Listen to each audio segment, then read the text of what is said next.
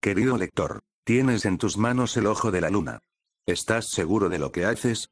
Muchas almas han perecido en el camino. Tras 18 años de asesinatos, y una exagerada cantidad de whisky, es hora de que Kid Bourbon deje de matar. Pero Peto, el monje de Ubal, ahora en posesión del ojo de la luna, regresa a Santa Móndega en busca del asesino encapuchado, y no está solo. Se acerca la noche de Halloween. Héroes tan dispares como Dante y Katy se ven una vez más envueltos en una violenta espiral de maldad, junto con pandillas de vampiros y algún hombre lobo. Los acompañarán Sánchez, el camarero entrometido, Jessica, el ángel de la muerte, un lord oscuro recién llegado. Prepárate para un nuevo baño de sangre. Tras el fracaso de un atentado a Kid Bourbon, aquellos que lo quieren muerto descubren que las cosas han cambiado. Él tiene su propia lista de víctimas. Y esta vez, no dejará escapar a nadie. Esta sangrienta pero estupenda secuela del libro sin nombre continúa, con el mismo humor negro, la escalofriante historia de matanzas, caos y mentes desquiciadas. Capítulo 1. Joel Rockwell no se acordaba de cuando había estado tan nervioso como ahora. Su trayectoria profesional de guardia de seguridad nocturno del Museo de Arte e Historia de Santa Móndega había transcurrido sin incidentes, por no decir otra cosa.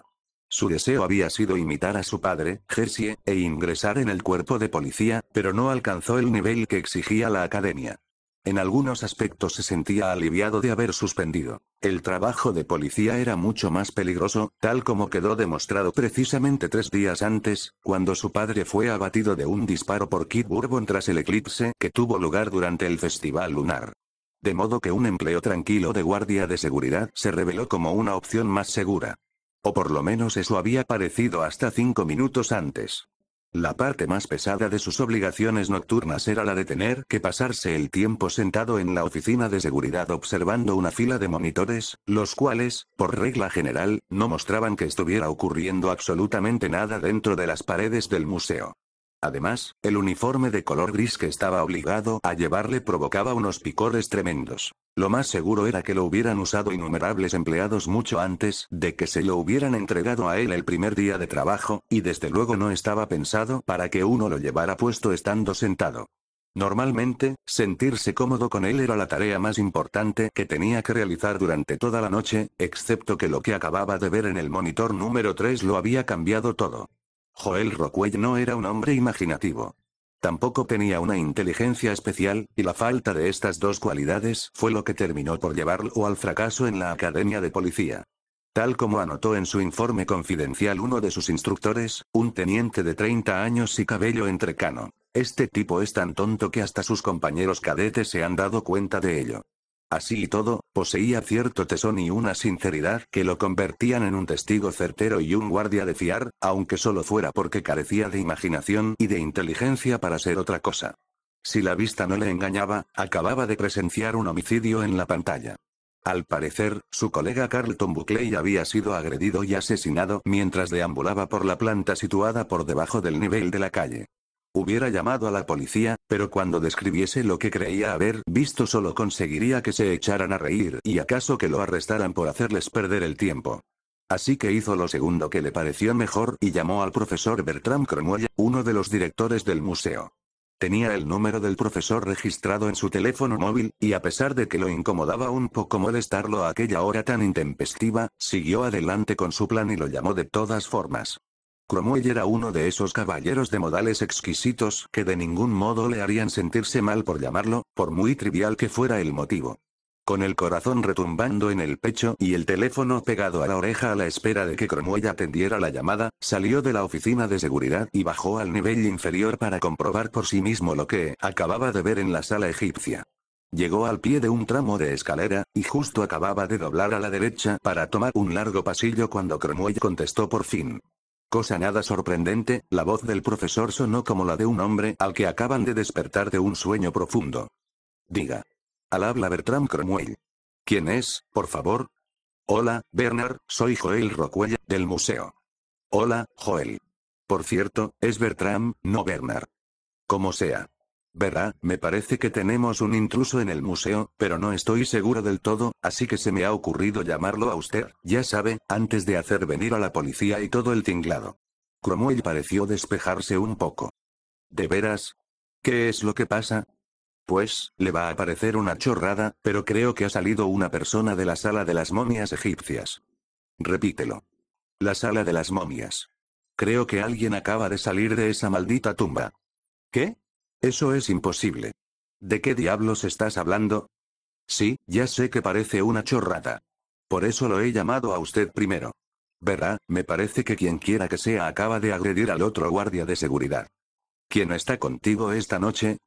Carter Bradley. ¿Te refieres a Carlton Buckley? Eso, como sea. No sé muy bien si no será él, que me está gastando una broma o algo así. Pero si no es una broma, la verdad es que tiene un problema grave. Lo que se dice muy grave. ¿Por qué? ¿Qué ha ocurrido? El profesor, ya despierto del todo, calló unos segundos para ordenar sus ideas y después dijo en voz baja. ¿Qué es lo que has visto en realidad, Joel? Hechos, muchacho, necesito hechos. Perdona que te lo diga, pero lo que dices no tiene mucha lógica que digamos, y yo tengo bastante sueño. Durante la conversación con Cromwell, Joel había seguido avanzando por el pasillo, ancho y tenuemente iluminado, hasta que, antes de lo que hubiera querido, llegó al final del mismo. Respiró hondo y a continuación giró a mano derecha en dirección a la amplia galería abierta conocida como Salón Lincoln. Entonces fue cuando oyó la música. Alguien estaba tocando una leve melodía al piano, una melodía suave y triste, no muy distinta del tema El Solitario que sonaba al final de la serie de televisión El Increíble Hulk que tanto le gustaba de pequeño, a finales de los años 70. Sabía que por allí abajo había un piano, pero ¿quién coño lo estaba tocando? Y además tan jodidamente mal. Aguarde un minuto, profesor Crumpler. No se lo va a creer, pero estoy oyendo un piano. Voy a guardarme el teléfono en el bolsillo un segundo. Si espera un poco, le cuento lo que vea. Rockwell deslizó el pequeño aparato en el interior del bolsillo frontal de su camisa gris y se sacó la porra del cinto. Seguidamente, entró en el enorme salón para investigar un poco más. El piano se encontraba escondido detrás de una pared de color arena situada a su izquierda y que llegaba hasta la mitad de la estancia. Todo a lo largo de la misma se veían varios retratos de músicos famosos. Durante unos instantes hizo caso omiso de la música y centró la atención en la sala egipcia que tenía a su derecha, una impresionante exposición permanente denominada la tumba de la momia. Estaba patas arriba. El suelo estaba cubierto de cristales, allí donde habían destrozado la vitrina que protegía los objetos exhibidos. Y, mezclada con los cristales, había sangre. Un montón de sangre. Lo más curioso era que el sarcófago de oro que se hallaba colocado en posición vertical en el centro de la sala estaba abierto. La tapa yacía en el suelo, y los restos momificados de su ocupante habían desaparecido. Rockwell sabía que el profesor Cromwell adoraba aquel tesoro en particular, y que se alteraría muchísimo si su preciada posesión hubiera sido robada o siquiera manipulada. Constituía la pieza central del museo, el objeto más raro y más valioso de toda aquella vasta colección. Y ahora había desaparecido la mejor parte de la misma. Rockwell volvió a pensar en lo que estaba convencido de haber visto en el monitor de la oficina de seguridad, y sacudió la cabeza en un gesto de confusión. Desde entonces solo habían transcurrido unos minutos, pero ya estaba empezando a pensar que la agresión sufrida por Buckley había sido producto de su imaginación. Aquello tenía que ser una broma pesada, sin duda. No una bien programada, teniendo en cuenta los homicidios cometidos recientemente en Santa Móndega y sus alrededores, más bien carentes de gusto, en su opinión, pero una broma de todos modos. ¿Y de qué iba lo del puñetero piano? Aprende a llevar una melodía, quien quiera que seas. Pensó con lo que, incluso para él, era una sobrecogedora falta de seriedad. Para llegar hasta el piano, el cual, si lo que se rumoreaba era verdad, en cierta época había sido propiedad de un compositor famoso, iba a tener que maniobrar rodeando el estropicio de cristales y sangre y pasar por delante de una estatua gigantesca de Aquiles, el héroe de la Grecia clásica, para alcanzar un nicho pequeño que había al otro lado de la larga pared de color arena.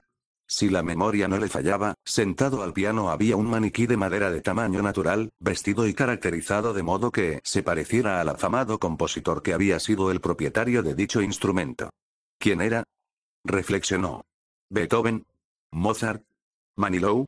El dato no era lo bastante importante para darle demasiadas vueltas, y en cualquier caso no tardó en encontrar la respuesta. Tras dejar atrás la estatua del magnífico, aunque hosco, guerrero griego y doblar el extremo de la pared color arena, vio al maniquí tendido de espaldas en el suelo, un poco alejado del piano, como si lo hubieran arrojado con una fuerza considerable. Llevaba puesta una chaqueta morada y una camisa blanca, y como remate un pantalón bombacho oscuro y unos zapatos negros de charol. En la solapa izquierda de la chaqueta lucía una placa con un nombre. Beethoven, decía, pero Rockwell no se fijó en ella al pasar por encima de la figura de madera, así que se quedó sin saber de qué compositor se trataba. Quedó claro que el que tocaba el piano no era el maniquí. Era otra cosa. Dio unos cuantos pasos hacia el instrumento, ubicado en el rincón del nicho, para echar un vistazo al músico responsable de tan mala interpretación. Cuando por fin estuvo lo bastante cerca, vio una figura sentada frente al piano de cola, en la pequeña banqueta de delante, que toqueteaba las teclas con más entusiasmo que habilidad. Aquella visión le provocó un escalofrío que le bajó por la columna vertebral. La figura vestía un manto largo y con capucha, de intenso color escarlata. Con la capucha echada sobre la cabeza, dicha prenda se parecía al albornoz que usan los boxeadores cuando se dirigen al cuadrilátero. El individuo, cubierto por el manto y con el rostro oculto por la capucha, se movía apasionadamente de un lado a otro, agitando la cabeza igual que Stevie Wonder y tocando su melodía tremendamente desafinada. No había rastro del colega de Rockwell, Buckley, aunque, cosa más bien preocupante, había una hilera de salpicaduras de sangre que atravesaba el suelo en dirección a la figura encapuchada que estaba sentada al piano. Manteniendo cierta distancia, Rockwell decidió interpelar al misterioso pianista con la esperanza de alcanzar a verle la cara. Si no le gustara lo que viera, por lo menos contaba con una ventaja de 20 metros para salir corriendo en el caso de que tuviera que echar mano de la opción de huir como alma que lleva el diablo. Usted. Exclamó. ¿No sabe que está cerrado? No debería estar aquí. Tiene que irse, amigo. La figura dejó de tocar y sus huesudos dedos temblaron casi de forma imperceptible, suspendidos por encima de las relucientes teclas blancas y negras. Entonces habló. Si tú la acallas, yo la reanudaré. Graznó una voz herrumbrosa bajo la capucha escarlata. A continuación se oyó una fuerte carcajada, y después las manos volvieron a posarse en las teclas y la melodía volvió a sonar. ¿Qué? Oiga, ¿dónde está Carterton? Voceó Rockwell dando otro paso adelante, al tiempo que hacía fuertemente la porra con una mano sudorosa. Una vez más la figura dejó de tocar, y volvió la cabeza para mirarlo directamente. Rockwell, como no se dirigía hacia ella precisamente deprisa, no tuvo dificultad alguna para frenar en seco. Siguió un instante de desconcierto durante el cual Rockwell estudió seriamente la posibilidad de mearse en los pantalones. En el interior de la capucha, la figura tenía solo media cara. En la sombra que formaba la tela, el aterrorizado guardia de seguridad tan solo logró distinguir algo que parecía en su mayor parte un cráneo amarillo. Todavía llevaba algunos horribles colgajos de carne adheridos a las mejillas, la mandíbula y la frente. También había un ojo verde de lo más extraño, pero la cuenca del otro se hallaba vacía, y por lo que parecía, aquel rostro no tenía ni labios ni nariz. Rockwell, asqueado, apartó la vista, y entonces se dio cuenta de que los huesudos dedos que antes aporreaban el piano eran exactamente eso, huesos. Dedos sin nada de piel encima. ¡Ay, Dios! Antes de que tuviera tiempo para dar media vuelta y echar a correr, la figura encapuchada se levantó de la banqueta y se irguió en su más de 1,80 m de estatura. Daba la impresión de dominar aquella amplia galería, con sus dedos de hueso apuntados en dirección a Rockwell. Entonces hizo una cosa extraña. Agitó una mano en el aire como si estuviera manipulando los hilos de una marioneta invisible. En todo momento, su rostro inexpresivo se las arregló para dar la impresión de mostrar una sonrisa satisfecha. Para Rockwell, a pesar de que se encontraba a unos 20 metros de distancia, aquellas manos huesudas estaban a punto de lanzarse hacia él de un momento a otro. Al girar sobre sus talones con la intención de salir corriendo de la sala a toda pastilla, joder, no podía ser que aquel muerto fuera capaz de sprintar tanto, recibió la segunda conmoción de aquel breve ratito. El maniquí de Ludwig van Beethoven se había incorporado, animado de algún modo por las manos que agitaba la cosa, y ahora estaba justo delante de él, mirándolo fijamente con la expresión vacía de aquellos ojos de vidrio enmarcados por una tupida melena, y con las manos de madera extendidas para aferrarlo por el cuello. El guardia de seguridad, estupefacto, intentó golpearlo con su porra, pero el efecto que consiguió fue únicamente un sonoro impacto producido por la cabeza de madera al absorber el golpe, aunque logró astillar parte de una oreja. Con un hormigueo en los dedos, Joel tiró la inútil arma, se sacó el móvil del bolsillo de la camisa y se lo acercó al oído, a pesar de que el maniquí cerró las manos en torno a su garganta. Cuando cayó al suelo con el asesino de madera encima, estrujándole el cuello y vaciándole el aire de los pulmones, consiguió emitir un breve grito de socorro por el teléfono, esperando contra toda esperanza que Cromwell lo oyera y de algún modo acudiera a rescatarlo, o por lo menos enviase a alguien en su ayuda. Bernard, por el amor de Dios. Tiene que ayudarme. Dijo con voz ahogada. Me está atacando el jodido Barry Manilow. Rockwell no llegó a saber si el profesor le respondió o lo oyó siquiera. Dejó caer el teléfono y peleó hasta con el último gramo de energía que le quedaba para zafarse de su agresor, pero no sirvió de nada. El maniquí era demasiado fuerte, y también impasible a los débiles intentos que hacía él por liberarse. Simplemente lo mantuvo aprisionado contra el suelo, con las manos cerradas en torno a su cuello.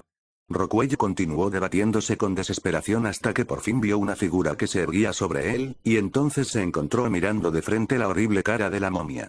Aquel egipcio no muerto necesitaba engullir más carne humana para rellenar su cuerpo putrefacto, y la de Rockwell le iba a ir muy bien para dicho fin.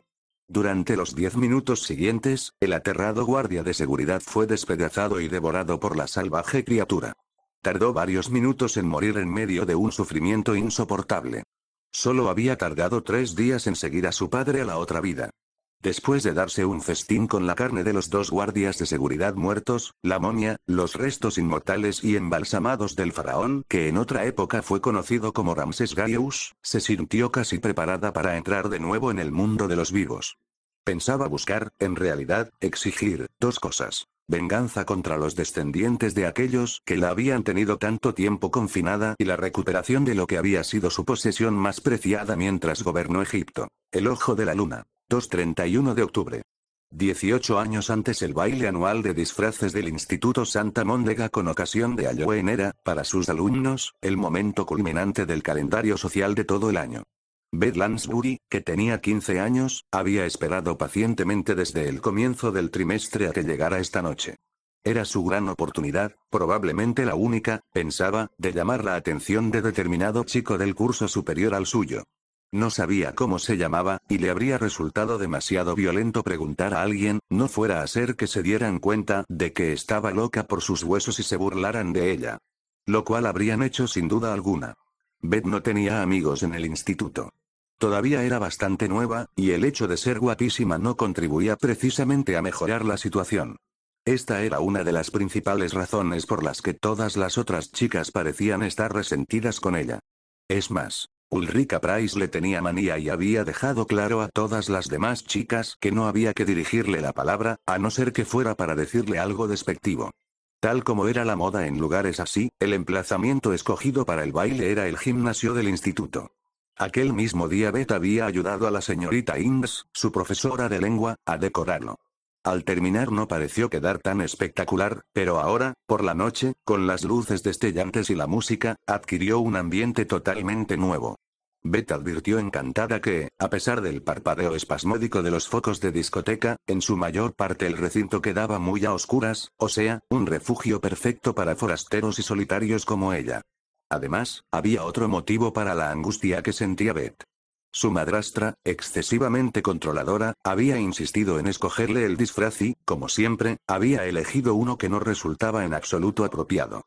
Mientras que todo el mundo iba convenientemente disfrazado para Halloween, de fantasma, zombi, bruja, vampiro, esqueleto, e incluso había un murciélago poco convincente y por lo menos 4 Freddy Krueger, ella iba vestida de la Dorothy del Mago de Oz, hasta llevaba los mismísimos zapatos rojos.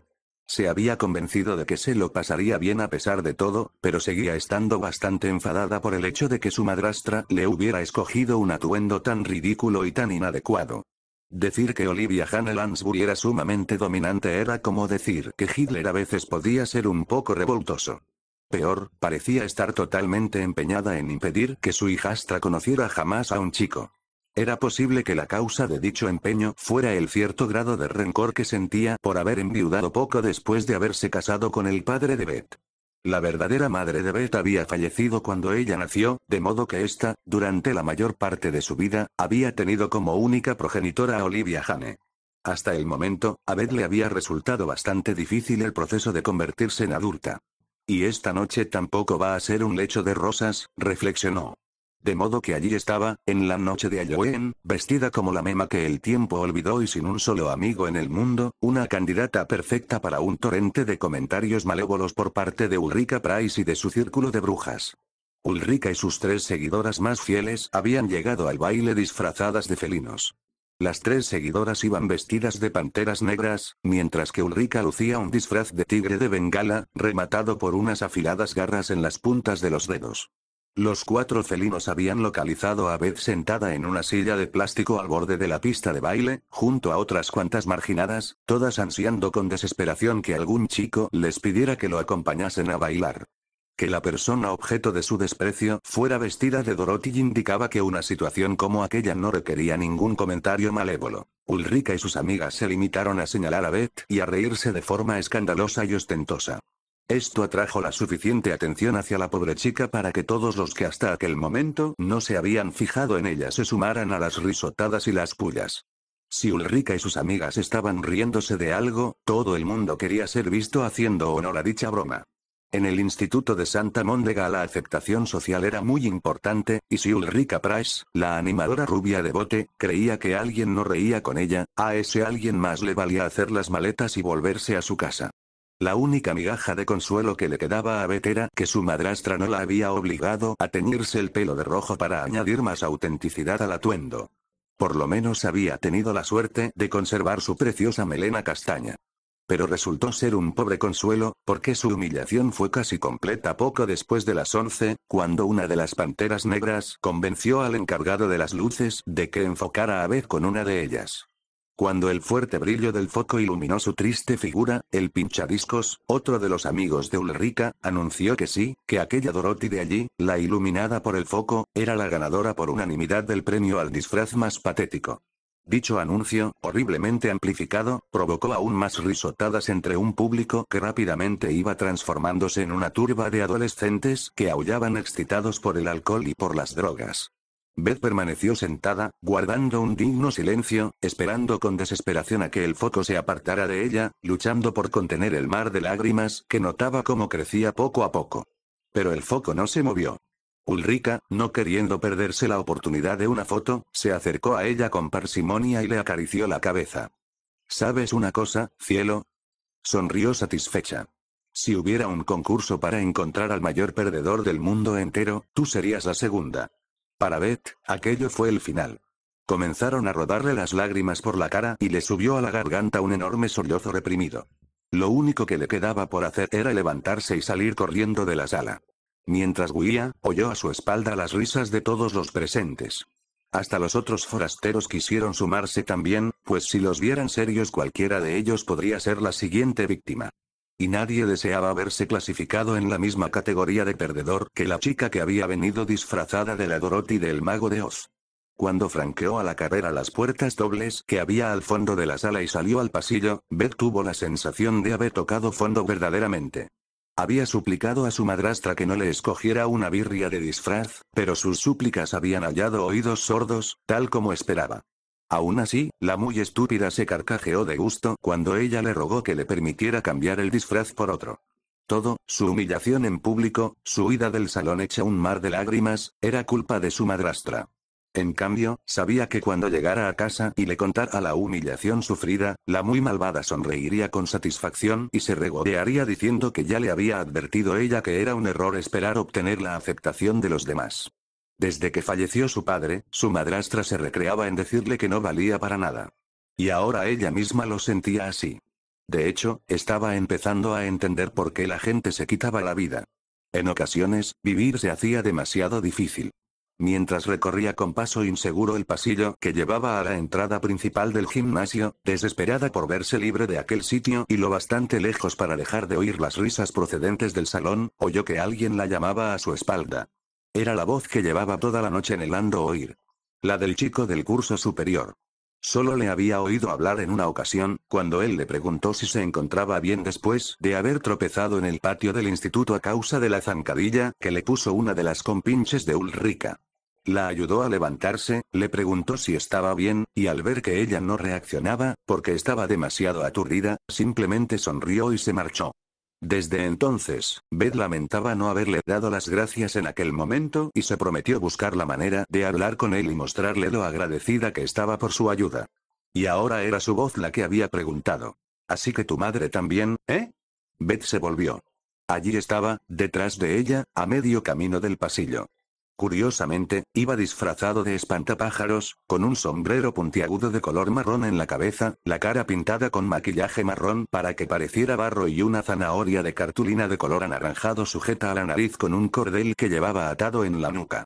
La ropa consistía fundamentalmente en harapos marrones, aunque calzaba unas botas de lo más guay que le llegaban al tobillo. ¿Qué? Fue la mejor respuesta que logró musitar Beth al tiempo que procuraba limpiarse un poco las lágrimas para no dar tanto el espectáculo. Mi madre también es una obsesa del Mago de Oz, dijo él señalando su propio disfraz con la mano. Por fin Beth consiguió esbozar una sonrisa, algo que tan solo un minuto antes parecía imposible. Se miró con gesto triste su pichi con delantal y su blusa blanca de manga corta.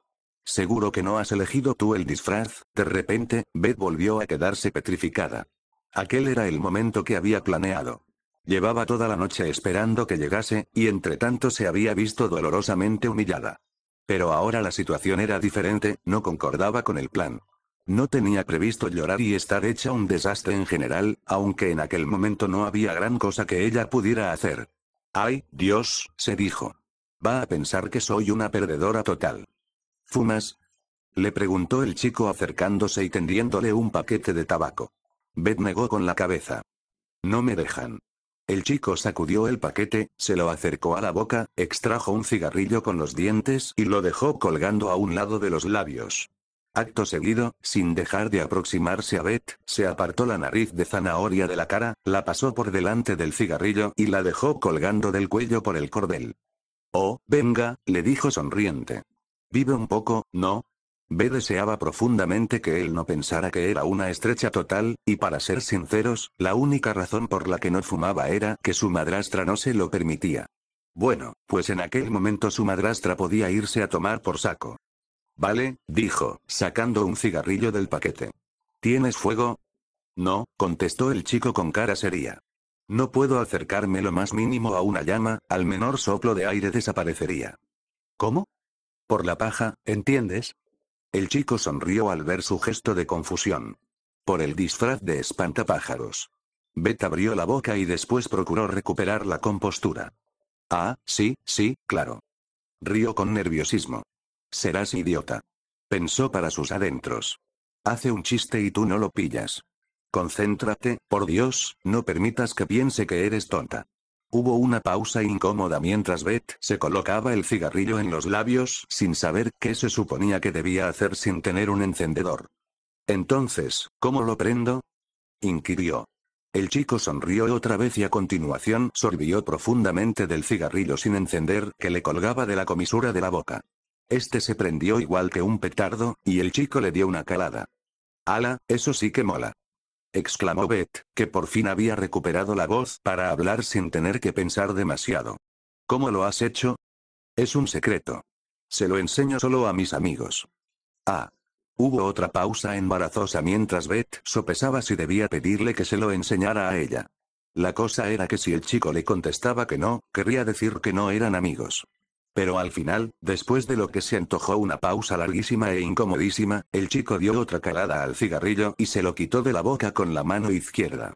«Esa Ulrika Price es una auténtica idiota, ¿eh?», dijo expulsando un poco de humo por las fosas nasales. Beth no pudo evitar asentir frenéticamente. «La odio», respondió sacándose el cigarrillo de la boca. Los dos se sonrieron durante unos instantes, y después el chico volvió a hablar. «Bueno, ¿quieres que te enseñe cómo se enciende ese cigarrillo o qué?». Todavía agitando la cabeza como una lunática, Beth dejó que se extendiera una sonrisa radiante por todo su rostro. Así logró camuflar las lágrimas que le habían rodado por las mejillas tan solo un minuto antes. Fue lo que tuvo de bueno. «Sí, por favor», ronroneó. «Pues entonces ven, vamos a largarnos de aquí antes de que hagamos saltar la alarma contra incendios». Al momento siguiente Beth experimentó la sensación más importante de toda su vida. Aquel chico, aquella persona cuya atención había buscado tan desesperadamente, alargó una mano y le rodeó los hombros con el brazo. Ella, nerviosa, le deslizó un brazo por la cintura y le dio un ligerísimo apretón. Se hizo obvio que él recibió bien dicho gesto, porque la estrechó un poco más contra sí. Acto seguido echó a andar pasillo adelante en dirección a la entrada del instituto, tirando de Beth. Dorothy y el espantapájaros caminando juntos, aquello bien podía dar pie a una canción, se dijo Beth. Vamos a ver al mago, empezó a cantar. No cantes, replicó su nuevo novio con un gesto negativo de cabeza. ¿De verdad? Preguntó Beth sonrojándose. Temió haber metido totalmente la pata al interpretar la situación. No me extraña que no tengas amigos. Bromeó el chico. Beth lo miró, y se sintió aliviada al ver su amplia sonrisa. Luego la apretó un poco más contra él. Uf, menos mal que lo ha dicho en broma. Cuando salían por la entrada principal del instituto, se cruzaron con un joven disfrazado de roedor gigante que entraba en aquel momento. Su disfraz consistía en un mono de color castaño rojizo confeccionado con pelaje sintético y provisto de una larga cola en la parte de atrás. Una parte de la cara resultaba visible por debajo de la pieza que cubría la cabeza, pero estaba pintada de un color similar al del mono y tenía unos bigotes dibujados en las mejillas. Beth no lo conocía de nada, en cambio su reciente amigo descubrió un rostro conocido bajo aquel maquillaje. Llegas un poco tarde, comentó el espantapájaros cuando pasó por su lado aquella bola de pelo. Ya, es que me dejé las pastillas en casa y he tenido que volver a por ellas, murmuró el roedor. A propósito, ¿alguno de los dos ha visto por alguna parte a una tía, Ulrika Price? Está en el salón principal, contestó Beth indicando el pasillo con la cabeza. Genial, gracias, dijo el roedor. Voy a invitarla a una copa. Y seguidamente, rascándose en una zona del disfraz que implicaba que se estaba dando placer a sí mismo, echó a andar en dirección al salón. ¿Quién era ese tipo tan raro? Preguntó Beth. Su atractivo amigo el espantapájaros conocía bien al otro chico. Ese es Marcus la comadreja, respondió. Un pervertido total. A saber qué tiene planeado para tu amiga Ulrika. Sin saberlo los dos adolescentes, el desagradable momento que Marcus la comadreja estaba a punto de hacer pasar a Ulrika Price no era nada comparado con el horror y el sufrimiento que ellos estaban a punto de experimentar en aquella fatídica noche. Capítulo 3. Beth y el espantapájaros caminaban por el paseo mientras las olas acariciaban el muro del puerto que tenían a su izquierda. En lo alto del cielo de la noche brillaba una luna de color azul, rodeada por unos oscuros nubarrones de lluvia que daban la impresión de estar deseosos de reventar, pero que, respetuosos, se mantenían alejados de la luna, como si no quisieran ocultarla a la vista de los paseantes. En toda su vida, Beth no se había sentido nunca tan viva, tan emocionada. Su madrastra había conseguido ahuyentar a todos los chicos que alguna vez se le habían acercado, de modo que jamás había podido tener siquiera una conversación como es debido con un joven. Después de haber recibido las clases a domicilio desde su temprana infancia, había adquirido una educación decente, pero prácticamente no había tenido ninguna experiencia de la vida hasta hacía poco, cuando comenzó a acudir al instituto. Y ahora, por primera vez en su vida, tenía un chico que le rodeaba los hombros con el brazo y que paseaba con ella junto al mar. Si los cielos tuvieran números escritos, se puede decir que ella se dirigía hacia el séptimo. Charlar con el espantapájaros no había resultado, ni con mucho, tan difícil ni tan estresante como ella había temido. Todavía le retumbaba el corazón en el pecho, a duras penas capaz de controlarse a sí mismo por culpa del poderoso torrente de adrenalina que lo inundaba.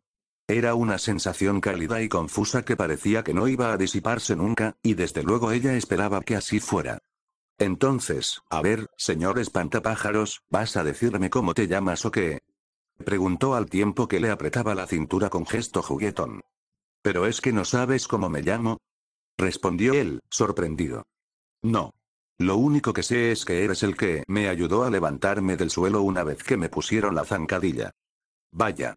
¿Sabes? Desde el mismo día en que llegaste al instituto me propuse averiguar cómo te llamabas tú. Y resulta que llevas aquí, ¿cuánto? ¿2 meses? ¿Y sigues sin saber cómo me llamo? Sí. Pero no te lo tomes a mal. No sé cómo se llama casi nadie. Nadie habla conmigo. ¿Nadie? Volvió a decir en tono de sorpresa. Sí. Todas las otras chicas me ignoran, por culpa de esa Ulrika Price. Me tiene manía desde el primer día, así que nadie más me dirige la palabra. El espantapájaros dejó de andar y retiró el brazo de los hombros de Beth. A continuación se plantó delante de ella para impedirle que siguiera avanzando y entonces, cuando los dos estuvieron tan cerca el uno del otro que casi se tocaban y Beth notaba el aliento de él en la cara, le pasó la mano izquierda por la larga melena castaña. JD, dijo. Beth alzó una ceja. ¿Perdona? JD. Así es como me llaman mis amigos. Ah, vale. ¿Y qué significa? Eso tendrás que adivinarlo. De acuerdo, contestó Beth sonriendo. Levantó la vista hacia la luna y procuró pensar en un nombre interesante que correspondiera a las iniciales J y D. ¿Ya lo tienes? Le preguntó él. ¿Ya que el destripador? JD dejó de acariciarle el pelo y le dio un empujón de broma. Por eso nadie quiere hablar contigo. Beth le sonrió a su vez. La verdad era que charlar con JD resultaba divertido y sorprendentemente fácil. Por lo visto, dijera ella lo que dijese, sabía que él lo iba a pillar. A lo mejor los chicos no eran tan complicados, después de todo. Por lo menos, este parecía encontrarse exactamente en la misma onda que ella. Jamás había conectado así con nadie, y mucho menos con un chico. JD daba la impresión de que la entendía, y por primera vez en su vida no tenía ningún miedo de decir alguna idiotez. De hecho, estaba empezando a experimentar una sensación de seguridad en sí misma. Aquello era nuevo. Voy a decirte una cosa, Beth, dijo JD retrocediendo unos cuantos pasos. Si descubres qué significa JD, te llevo a salir por ahí. Beth ladeó la cabeza. ¿Y qué te hace pensar que yo quiero salir contigo? Replicó encogiéndose de hombros. JD movió la lengua por el interior de la boca durante unos momentos, pensando cómo contestar. No tardó mucho en decidirlo. ¿Que tú quieres salir conmigo?, dijo guiñando un ojo. Beth echó a andar de nuevo y le rozó con el hombro al pasar por su lado. Puede, respondió. JD contempló cómo se alejaba por el paseo en dirección al embarcadero abandonado que había un centenar de metros más adelante. Cuando la tuvo a unos 10 metros empezó a andar tras ella, muy despacio, admirando el suave contoneo de sus caderas. Beth, por su parte, sabía que JD la estaba mirando fijamente y exageró el movimiento de caderas un poquito más para cerciorarse de que él no apartara la vista de su trasero. ¿Vas a quedarte ahí toda la noche?, dijo al final. Mierda.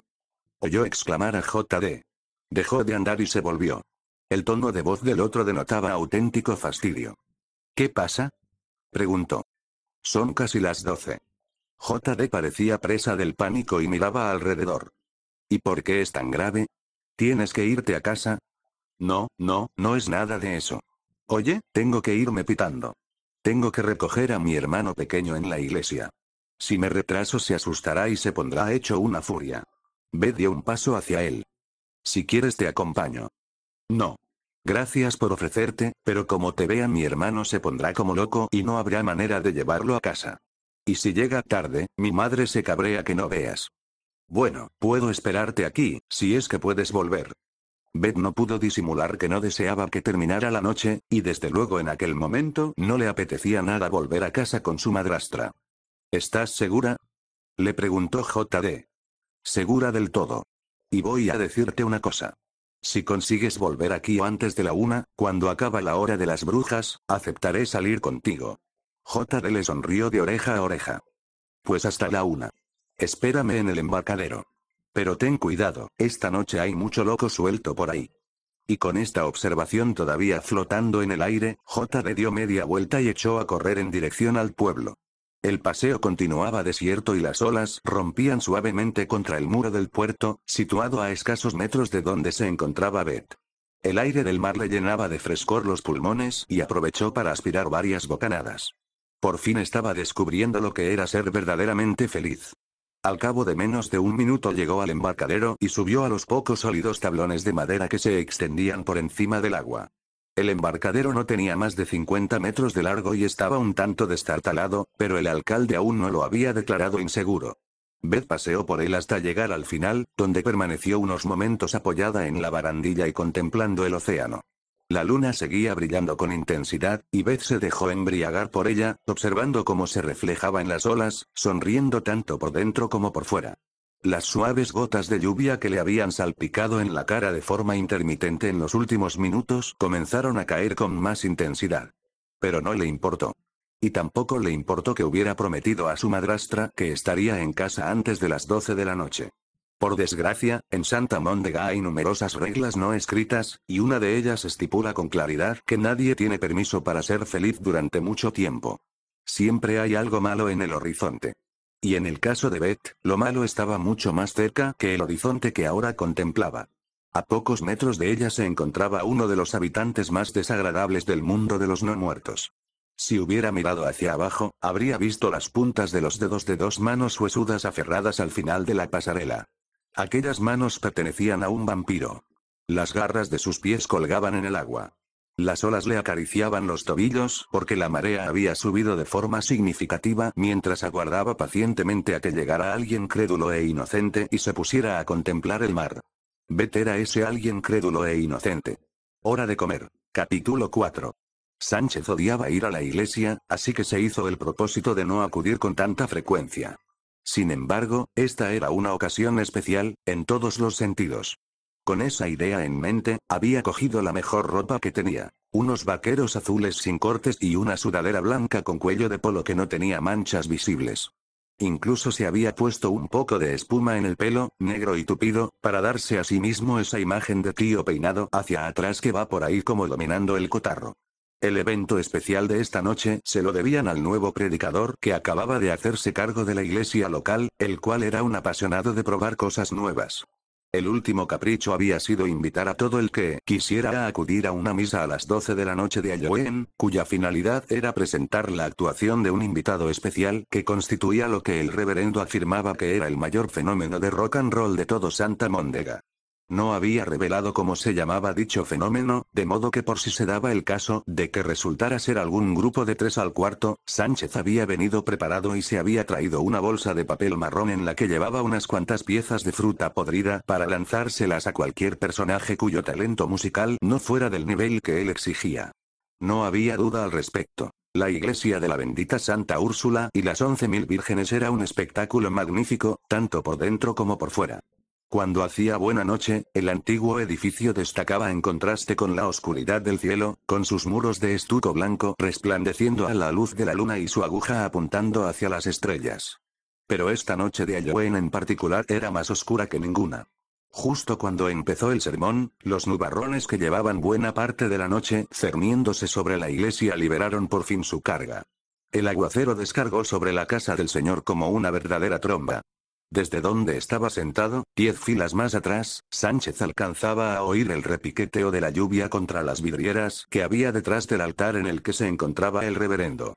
Los bancos de la iglesia estaban abarrotados de gente de todas las edades y de toda condición social. Sánchez tenía sentado al lado al tonto del pueblo, un chico de 12 años que se llamaba Casper y que, según decían, no estaba muy bien de la cabeza. Nadie sabía con exactitud qué era lo que le pasaba, pero Sánchez lo había visto durante toda su infancia, el pobrecillo, siendo intimidado sin piedad por otros chicos. Y no solo se debía a que el chaval era un poco pueblerino, además era gracioso de ver. Llevaba siempre el pelo apuntando en 8 direcciones distintas, y lo mismo le ocurría con los ojos, más o menos.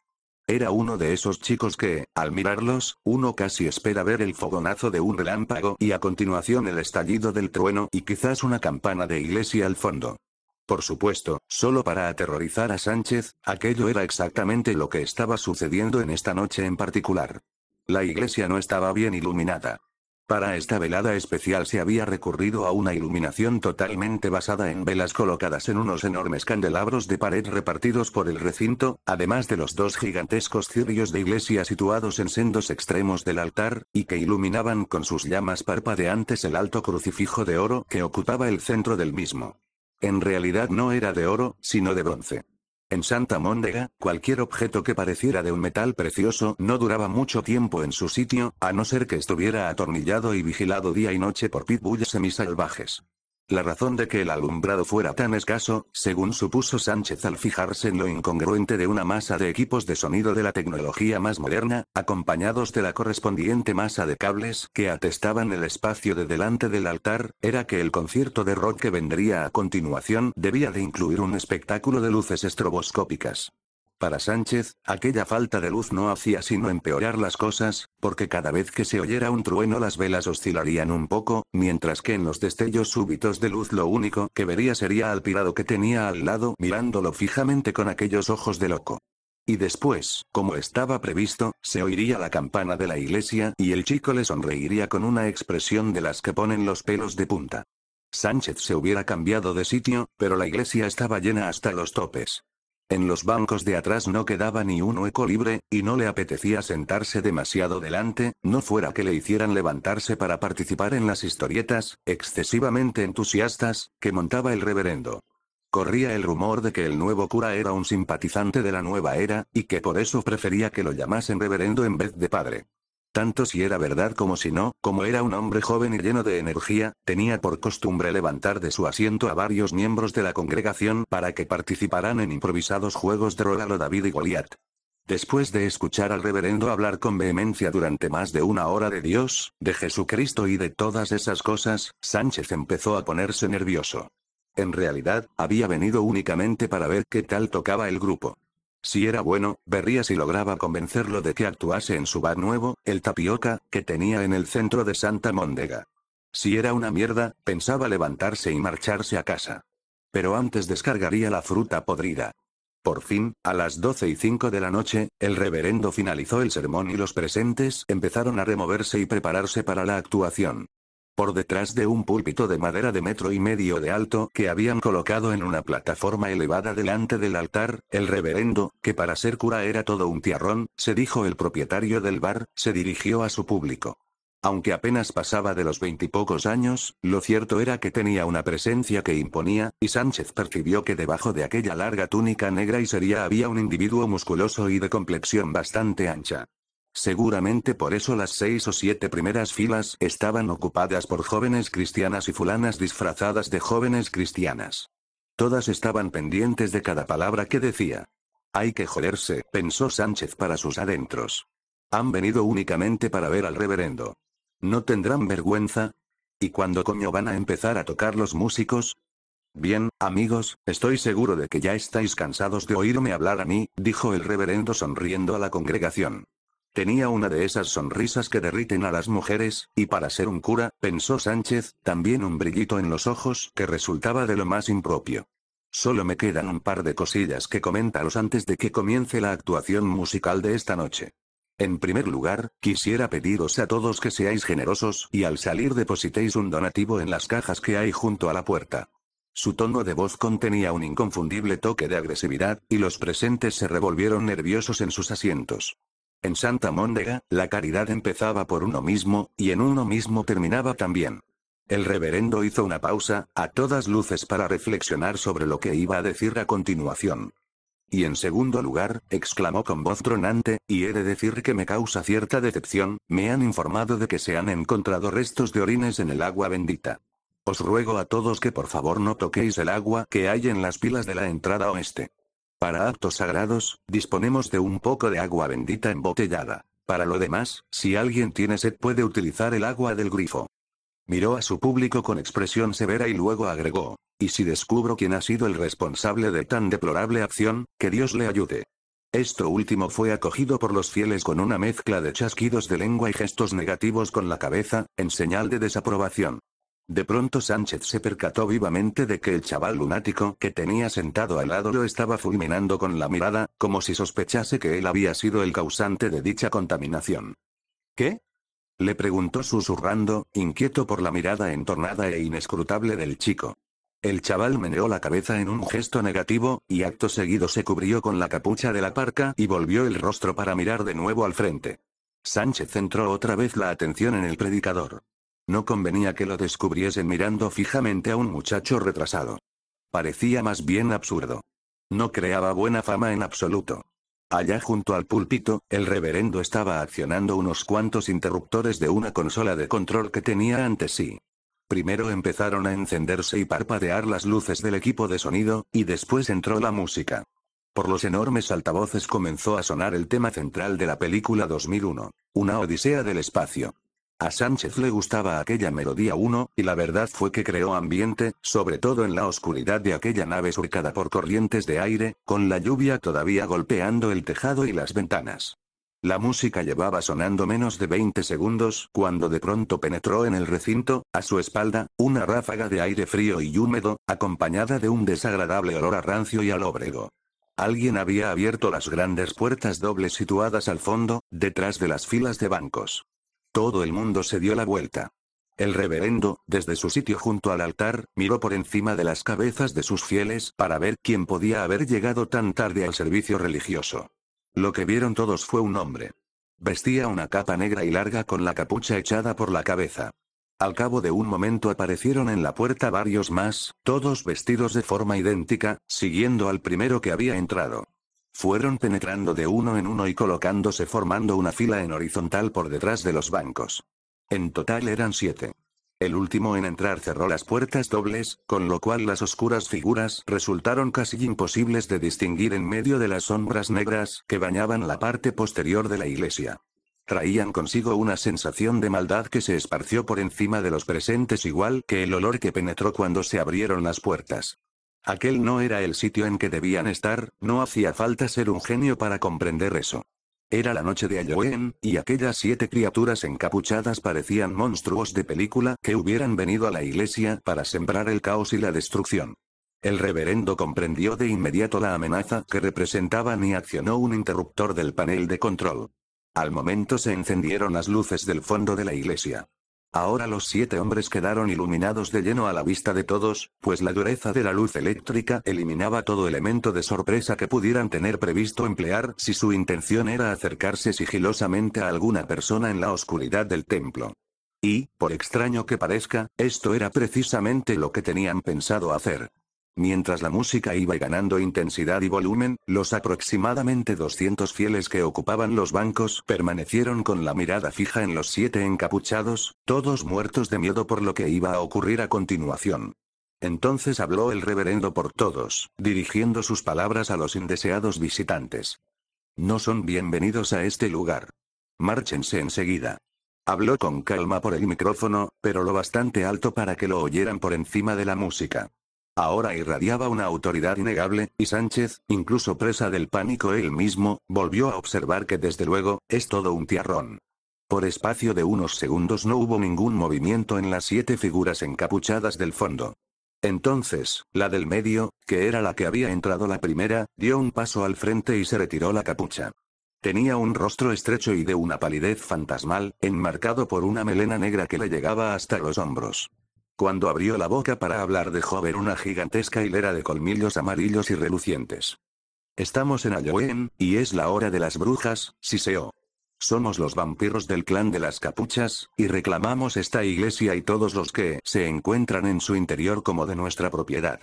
Nadie saldrá vivo de aquí. Decir que estas palabras provocaron un estallido de pánico sería un eufemismo. Todas y cada una de las mujeres presentes y por lo menos la mitad de los hombres se pusieron a chillar y se levantaron de sus asientos. El problema era que no sabían con seguridad hacia dónde echar a correr. La iglesia entera se encontraba en penumbra a excepción de la parte en la que estaban de pie los 7 vampiros, y no parecía que el reverendo estuviera esforzándose mucho por encender más luces. Por lo menos al principio. Pero luego, cuando finalizó el tema de 2001 y empezó a sonar otra melodía, accionó más interruptores. De repente, un foco iluminó el escenario levantado justo enfrente del pasillo que discurría por el centro de la iglesia, entre las filas de bancos. Bajo el haz de luz no se vio a nadie, tan solo el pie de un micrófono rodeado de una densa nube de polvo. Esta visión distrajo a todos durante poco más de un segundo, y seguidamente los 7 vampiros se pusieron a lanzar chillidos, como animales salvajes que estuvieran preparándose para saltar sobre su presa. De uno en uno, se bajaron la capucha y se elevaron de un salto hacia las bóvedas que formaban el techo de la nave. Cada uno tenía una sola cosa en mente: escoger una víctima y lanzarse en picado sobre la pobre desgraciada para darse un festín con su sangre. Los fieles, presas del pánico, seguían sin saber hacia dónde correr. Los bancos estaban abarrotados de figuras que forcejeaban, unas intentaban trepar por encima del compañero, otras lo empujaban, y otras procuraban esconderse debajo de los bancos, que estaban hechos de una madera bastante dura. Sánchez, como todos los demás, estaba petrificado. Lo primero en que pensó fue en coger la fruta que llevaba en la bolsa de papel y arrojársela a los vampiros para desviarlos, pero rápidamente se dio cuenta de que aquello era una insensatez. De modo que decidió agacharse en cuclillas debajo del banco con la esperanza de que los vampiros agarrasen primero a los más altos. Así pues, con la valentía que lo definía como hombre y como camarero de un bar, se agachó y se metió bajo el asiento. Por si acaso, arrastró consigo a Casper, el chico gracioso de la parca, y lo colocó encima de él a modo de protección adicional.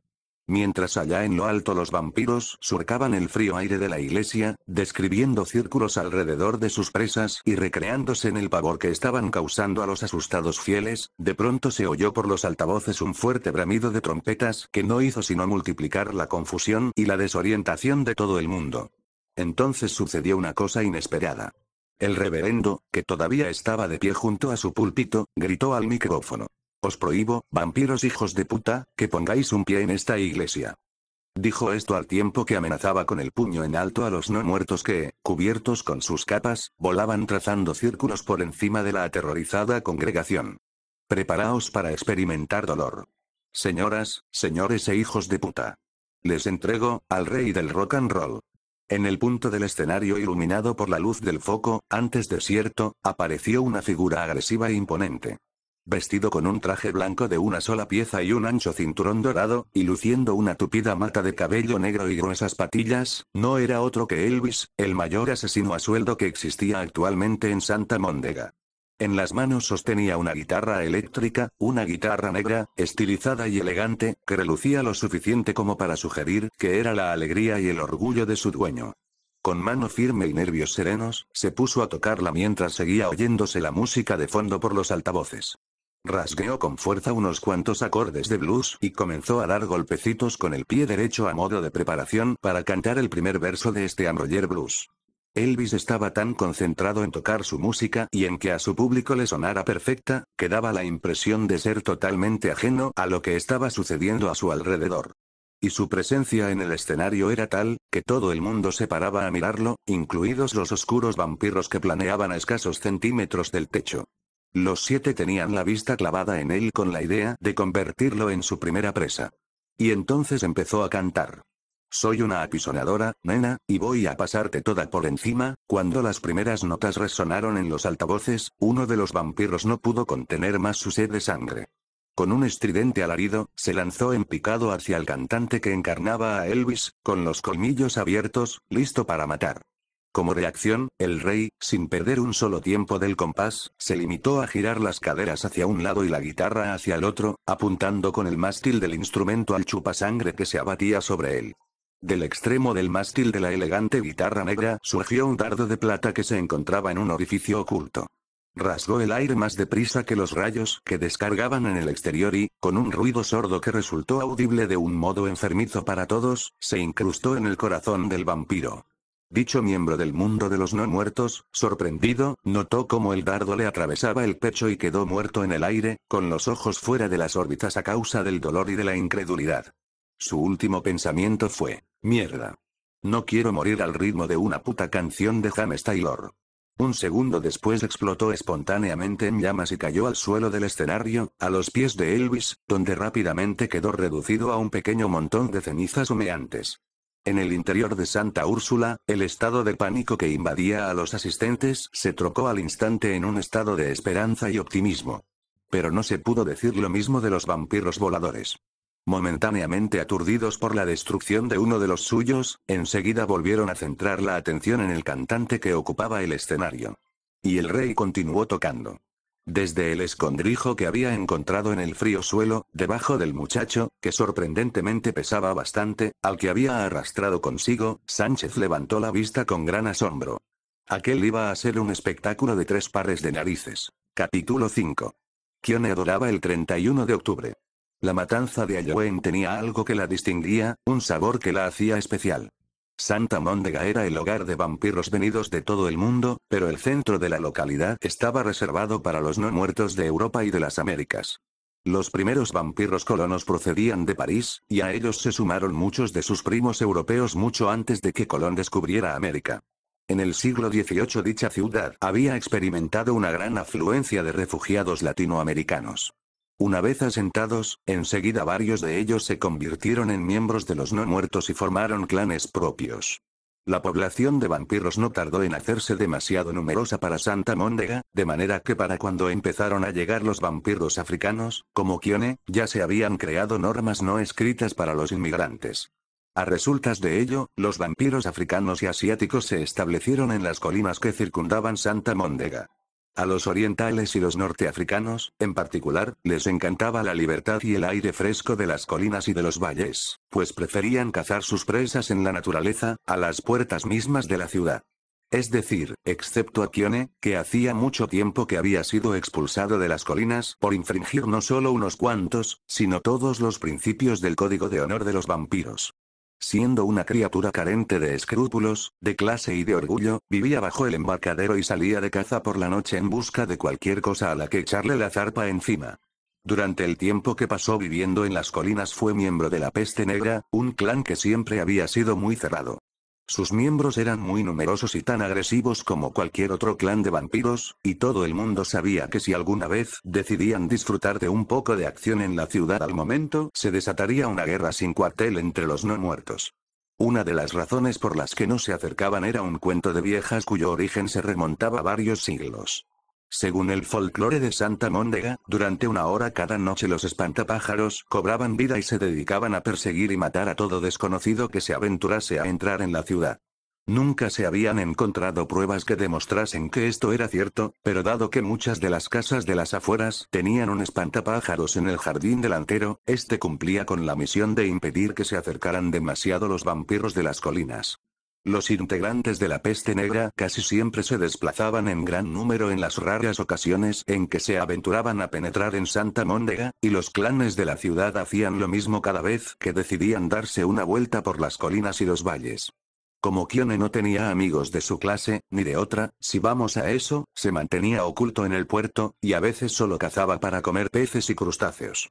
Sin embargo, otras noches, como esta, acertaba un pleno. Sus preferidos eran los jovenzuelos inocentes, y el de esta noche era un bocadito que le hacía la boca agua. Había observado cómo se separaba la chica de su compañero el espantapájaros, y después la había seguido sin quitarle la vista de encima por todo el paseo hasta el embarcadero. Rezó a la diosa Yemaya para que en esta noche especial empujase a aquella chica en su dirección. Y Yemaya le hizo caso. De buen grado guió a la joven a lo largo del paseo y la llevó hasta el embarcadero de madera para que se encontrara con él. Y no estaba por la labor de rechazar una ofrenda tan apetitosa. Aferrado con sus largas uñas al último tablón del embarcadero, aguardó pacientemente a que se presentara el momento perfecto para atacar. La chica daba la impresión de sentirse feliz y despreocupada, que era como más le gustaban a Kione. Durante un rato le permitió que contemplase el océano, mientras él, a su vez, observaba maravillado sus brillantes zapatos rojos. Aquel vestido blanco y azul que cubría casi toda la carne de su torso no iba a tardar mucho en adquirir un color parecido, al teñirse con su sangre. Ni pudo evitar relamerse los labios al pensar en ello. Finalmente, después de recrearse con aquella idea hasta casi llegar al orgasmo, hizo el movimiento definitivo. Con una velocidad que engañaba a la vista, abandonó de un brinco el lugar en el que estaba colgado, bajo los pies de su presa, y se dio el placer de flotar a la altura de los ojos de la chica, a escasos 30 centímetros de ella, con los pies suspendidos unos 2 metros por encima de las olas. Fue un momento de placer exquisito. Se regodeó observando cómo la joven iba cambiando la expresión al comprender que estaba a punto de ser devorada viva por un asqueroso merodeador nocturno que iba vestido con harapos y apestaba a pescado. A pesar del terror que evidenciaban sus pupilas, que se dilataban a cada momento que pasaba, Kione se regodeó todavía más en el hecho de que la chica no tenía ni idea de la pasión y la lujuria que él pensaba desatar al mismo tiempo que le infligía un dolor insoportable. Al verla abrir la boca preparándose para gritar, comenzó a desnudarla con la mirada. Ah, qué placer desgarrar aquel vestido y ofrecer un festín a sus ojos, su lengua y sus manos con aquella carne blanca y sedosa. Hola, cariño, le dijo en tono de burla, empleando lo que consideró que era un tono de voz seductor. Pero a Beth no se lo pareció en absoluto. Era una voz sórdida, e iba acompañada por un tufo a mal aliento que bien podría acabar de salir de las profundidades del recto de Satanás. Una vez superada la conmoción inicial, instintivamente dio un paso atrás y estudió su apurada situación. ¿Debería escapar corriendo? ¿O quedarse donde estaba e intentar salir de aquella dialogando? Entró en acción el instinto de supervivencia y dio media vuelta para echar a correr, pero apenas se había girado cuando volvió a toparse con Kione delante de las narices. Con una sinuosa agilidad, este había saltado por encima de ella haciendo una pirueta en el aire y había aterrizado en el embarcadero, entre ella y el refugio que representaba el paseo marítimo. Por favor, suplicó Beth. No me haga daño. Tengo que volver a casa. Kione sonrió de oreja a oreja mostrando los colmillos amarillos que tenía en la boca, unos colmillos que hacían juego con el blanco de sus ojos rasgados y malévolos. Aún tenía entre sus torcidos dientes restos pequeños de carne que llevaban un día pudriéndose allí. Aquel vampiro era un guarro, en todos los sentidos de la palabra. Sucio, desagradable, poco de fiar, y sin duda un colosal pervertido sexual de primerísimo orden. Quítate el vestido, dijo Kione con una sonrisa libidinosa. ¿Cómo? El vestido. Quítatelo. Pero, ¿cómo dice? Ya me has oído. Desnúdate para mí. Date prisa, nena, porque te puedo asegurar que si no te quitas la ropa tú te la quitaré yo, y dicen que no soy precisamente de lo más delicado que hay. Beth se fijó en sus manos. El vampiro las sostenía delante del estómago y hacía con los dedos, largos y huesudos, movimientos como de agarrar, como si estuviera jugando con un imaginario par de tetas. Sin saber muy bien qué hacer, pero desesperada por ganar algo de tiempo hasta que se le ocurriera un plan para escapar de él, empezó a bajarse las hombreras del vestido azul. Kione no pudo resistirse a pasarse la lengua por los labios, preparándose ya para lo que iba a venir a continuación.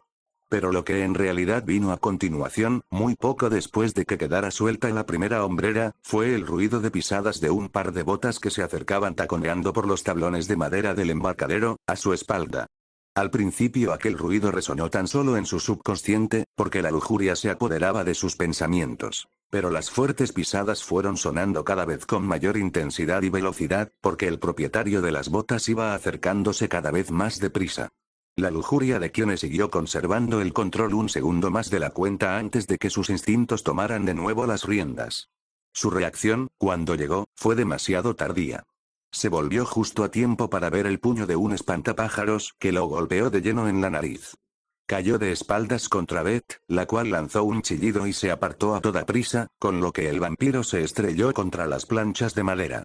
Mientras se acomodaba de nuevo el vestido, vio la figura de JD, que, con los ojos muy abiertos, se miraba fijamente el puño con cara de asombro por lo que se había visto a sí mismo hacer. De los tres, Kione fue el más rápido en reaccionar.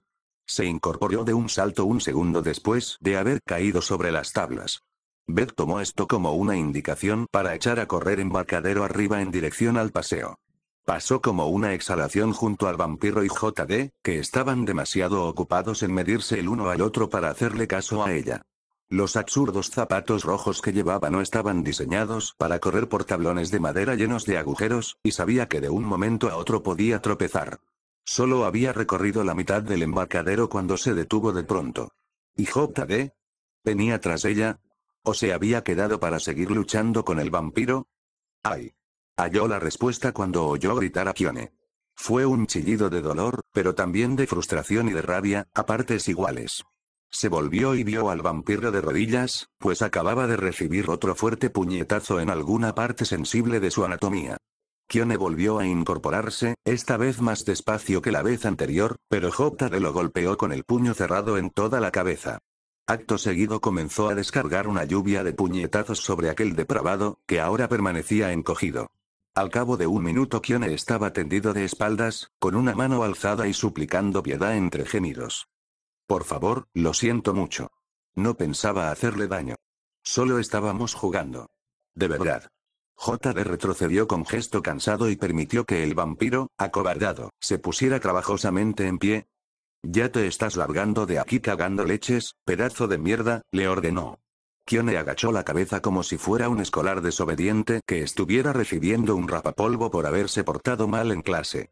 JD lo miró con desprecio y se volvió para ver cómo estaba Beth. ¿Te encuentras bien? Voceó. ¡Cuidado! Le contestó Beth con un chillido. Kione había fingido, con la esperanza de que JD bajase la guardia unos momentos. Y aquello era exactamente lo que había hecho el muchacho. El vampiro aprovechó la oportunidad para abalanzarse, con los colmillos a la vista, sobre la garganta de su enemigo. El joven disfrazado de espantapájaros estaba dotado de una espectacular capacidad de reacción, y Beth apenas había terminado de emitir el grito cuando se volvió en redondo y le propinó a su atacante un puñetazo en la cara que lo lanzó hacia un costado. Ambos forcejearon durante varios instantes, agarrados el uno al otro en un estrecho abrazo, los dos haciendo un esfuerzo por obtener una posición de ventaja. Beth observó con horror cómo luchaban. En un momento dado parecía que JD conseguía dominar a Kione, pero este, sin saber cómo, se retorcía y conseguía ponerse por encima. Al final, cuando Kione ya hubo agotado todos sus movimientos astutos sin conseguir darle un solo mordisco a la carne de su adversario, JD lo arrojó contra la desvencijada barandilla de madera que bordeaba un lado del embarcadero y cerró con fuerza las manos en torno al cuello del vampiro, cada vez más debilitado, para bloquear el aire contenido en los pulmones. Kione boqueó intentando respirar, mirando con ojos suplicantes al rostro burlón de su oponente. Por favor, Graz, no. No. Hablaba con voz débil y la cara se le iba oscureciendo poco a poco. JD leyó la desesperación en sus ojos y aflojó las manos lo justo para que pudiera aspirar una bocanada de aire. Por favor, no me mates, dijo el vampiro con voz ahogada.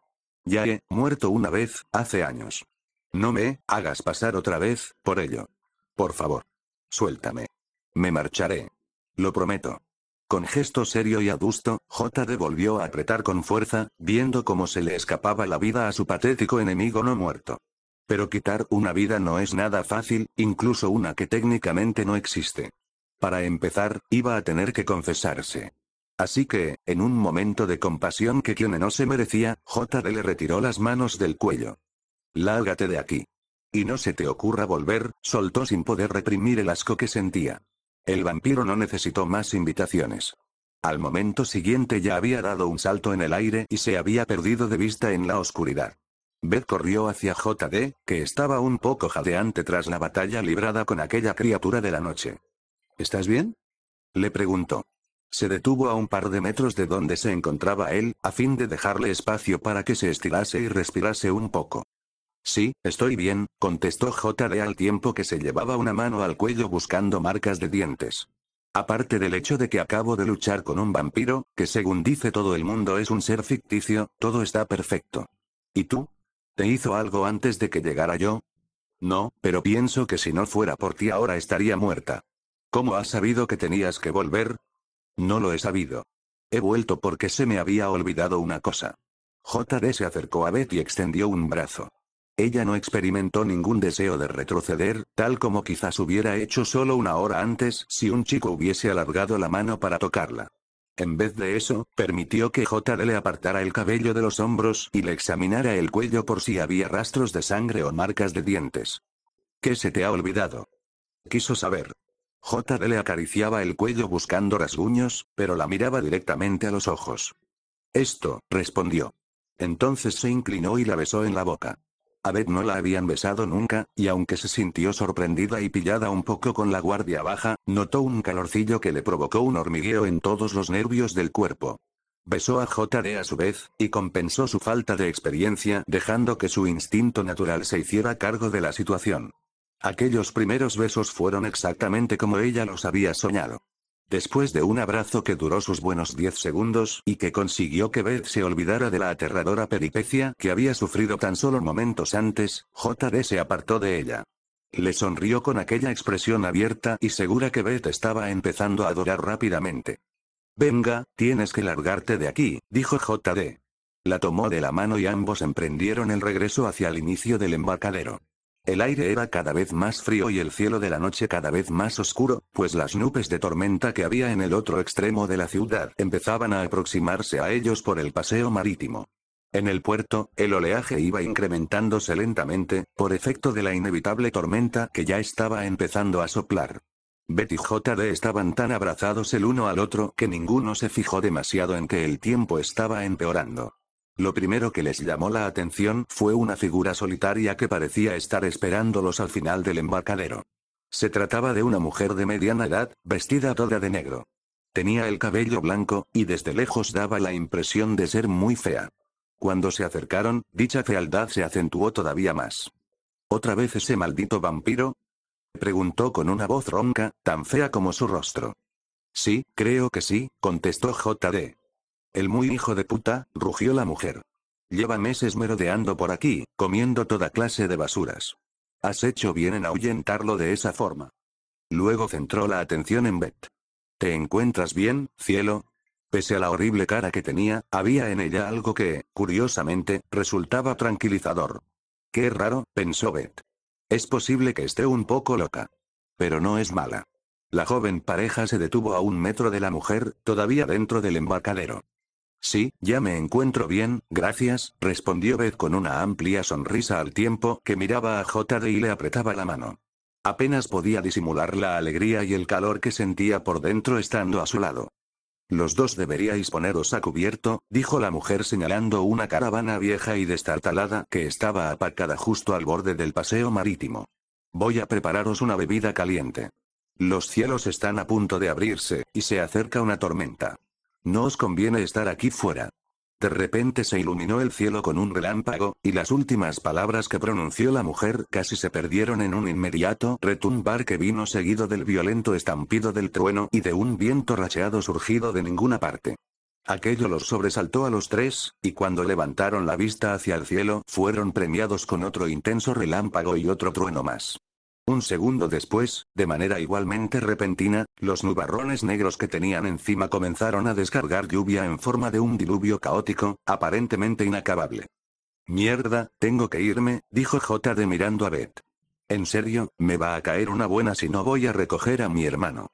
En cuanto lo haya dejado en casa, vuelvo a buscarte. Estarás perfectamente si te quedas aquí, acompañada por... Se volvió hacia aquella extraña mujer. ¿Cómo se llama usted, señora? Annabel de Frugin.